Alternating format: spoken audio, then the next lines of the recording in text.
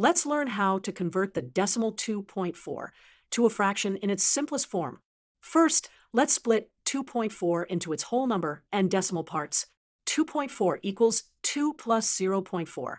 Now, let's focus on converting 0.4 to a fraction. Since 4 is in the tens place, we can write 0.4 as 4 over 10.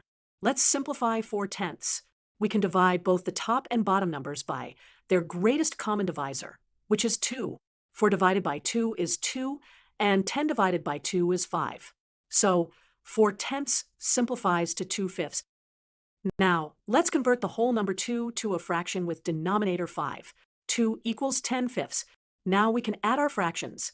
10 fifths plus 2 fifths equals 12 fifths. Therefore, 2.4 as a fraction in simplest form is 12 fifths. To verify our answer, we can divide 12 by 5. 12 divided by 5 equals 2.4.